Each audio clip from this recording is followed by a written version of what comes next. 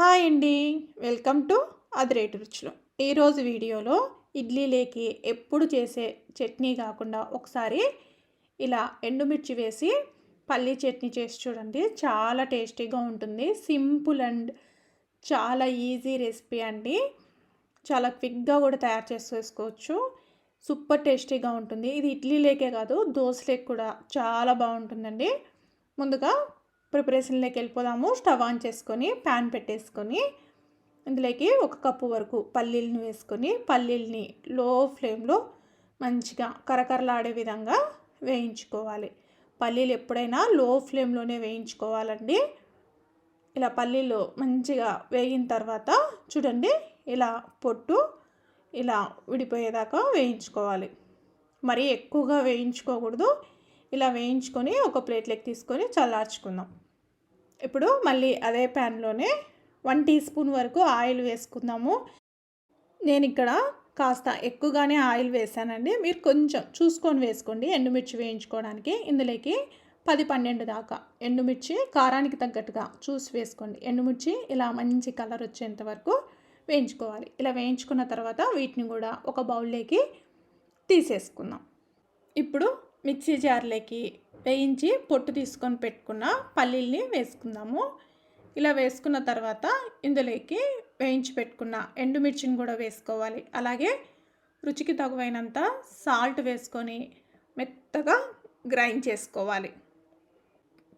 ఇలా గ్రైండ్ చేసుకున్న తర్వాత ఒకసారి మిక్సీ జార్కి అంటుకొని ఉంటుంది కదా, ఒకసారి స్పూన్ తోటి బాగా కలిపేసుకొని ఇందులోకి చిన్న నిమ్మకాయ సైజ్ అంతా చింతపండును ముందే నానబెట్టుకొని ఉంచుకున్నానండి.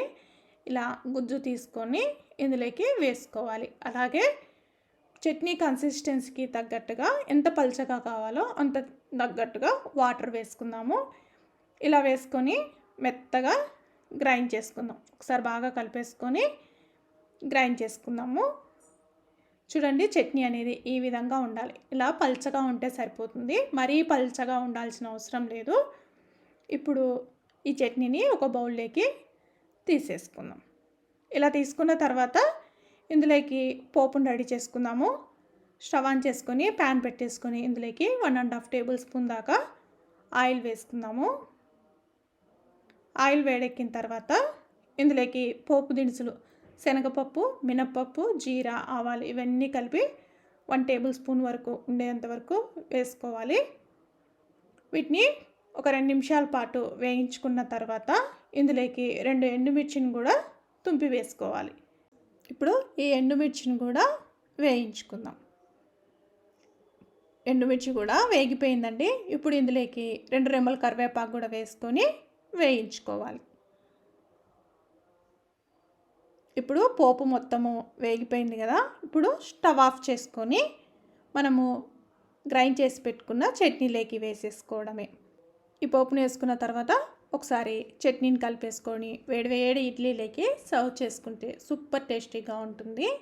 అంతేనండి, చాలా సింపుల్ అండ్ క్విక్గా ఎప్పుడు చేసుకునేలాగా కాకుండా ఒకసారి ఇడ్లీలోకి ఇలా పల్లీ చట్నీ ట్రై చేసి చూడండి. ఎండుమిర్చి కాంబినేషన్లో చాలా బాగుంటుంది. దోశలకు కూడా బాగుంటుందండి. ఒకసారి ట్రై చేసి రెసిపీ ఎలా వచ్చిందో కామెంట్ చేసి చెప్పండి. మీకు కనుక నా వీడియోస్ నచ్చినట్లయితే లైక్ చేయండి, షేర్ చేయండి, అలాగే కామెంట్ చేయండి. మరిన్ని రెసిపీస్ కోసం అదిరేటు రుచులు ఛానల్ని సబ్స్క్రైబ్ చేసుకోండి. Thank you everyone.